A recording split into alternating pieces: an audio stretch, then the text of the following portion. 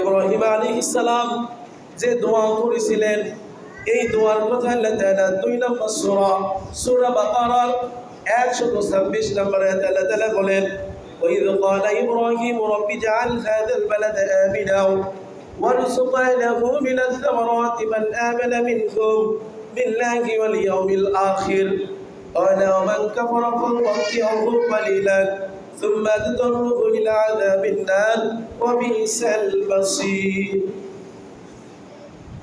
স্মরণ করো ইব্রাহিম আলাইহিস সালামকে, যখন ইব্রাহিম আলাইহিস সালাম বললেন, হে আমার রব, হাযাল বালাদাল আমিনা, এই শহরকে নিরাপদ বানাও, ওয়ারযুক আহলাহু মিনাস সামারাত মান আমানা মিনহুম বিল্লাহি ওয়াল ইয়াউমিল আখির, আর যারা তোমার প্রতি এবং পরকালের প্রতি বিশ্বাস স্থাপন করবে তাদেরকে তুমি ফল দিয়ে ভরপুর করে দাও। সুবহানাল্লাহ, সুবহানাল্লাহ।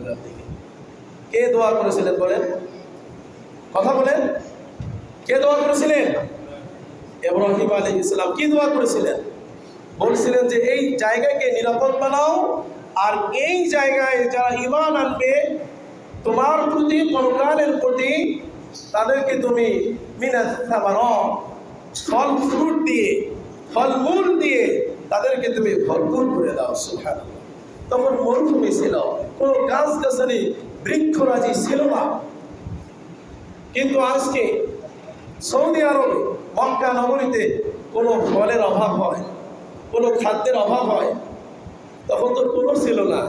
ইব্রাহিম আলাইহিস সালাম দোয়া করেছেন, এই দোয়া আল্লাহ তাআলা কবুল করেছেন। পৃথিবীর কোনো প্রান্তে ফলমূল পাওয়া না গেলে, খাদ্য পাওয়া না গেলে মক্কা নগরীতে পাওয়া যাবে, এর কারণ ইব্রাহিম আলাইহিস সালামের দোয়া। সুবহানাল্লাহ। পৃথিবীর যে কোনো প্রান্তে যে কোনো ফলমূল হোক না কেন, আমার দেশের আম কাঁঠাল চলে যায় সৌদি আরবে, মক্কা নগরীর মানুষ খাচ্ছে, সারা বছর ধরে খাচ্ছে, আলহামদুলিল্লাহ। এটা ইব্রাহিম আলাইহিস সালামের দোয়া। শুধু আমার দেশ কেন, পৃথিবীর যে কোনো প্রান্তে যে কোনো ফল থাকুক না কেন, ওর যাওয়ার ব্যবস্থা আল্লাহ তাআলাই করে দিবেন, কারণ এই দোয়া কে করেছেন? ইব্রাহিম আলাইহিস সালাম। قال ومن كفر فأمتعه قليلا ثم أضطره إلى عذاب النار। আল্লাহ তাআলা বললেন যে ইব্রাহিম, যারা ঈমান আনবে পরকালের প্রতি, আমার প্রতি, তাদেরকে আমি শুধু খাওয়াবো তা না, শুধু তাদেরকে আমি নিরাপদ দেব তা না, যারা আমার কুফরি করবে, আমার সাথে নাফরমানি করবে, তাদেরকেও আমি কিছু সময় বা হায়াতের জিন্দেগিটুকু তাদেরকেও আমি খাওয়াবো, তবে এরপরে আমি তাদেরকে জাহান্নামের শাস্তি ভোগ করাবো। বলেন নাউজুবিল্লাহ। ইব্রাহিম আলাইহিস সালাম দোয়া করেছিলেন ঈমানদারদের জন্য।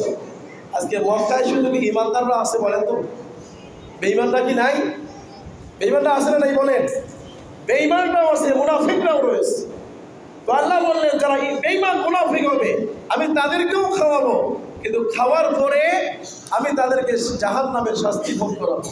অবিসেল মাসির, এবং তাদের যে থাকার যে জায়গা, এটা কতইটা নিকৃষ্ট।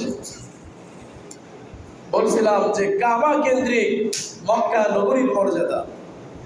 কাবা নির্মাণ করেছেন ইব্রাহিম আলাইহিস সালাম।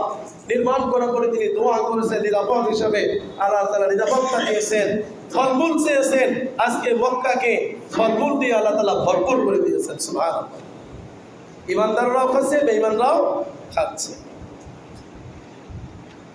এরপরে দেখেন কাবা ঘরে যারা থাকবে তাদের নিরাপত্তা আল্লাহ তাআলাই দিবেন, কারণ আল্লাহ তাআলা বলেছেন ফালিয়াবুদু রাব্বা হাযাল বাইত। সূরা কুরাইশ আমরা পড়েছি, লিলাফি কুরাইশ ইলাফিহিম রিহলাতাশ শিতা'i ওয়াস-সাইফ ফালিয়াবুদু রাব্বা হাযাল বাইত। আল্লাহ তাআলা বলেছেন তোমরা আমার এই ঘরের ইবাদত করো।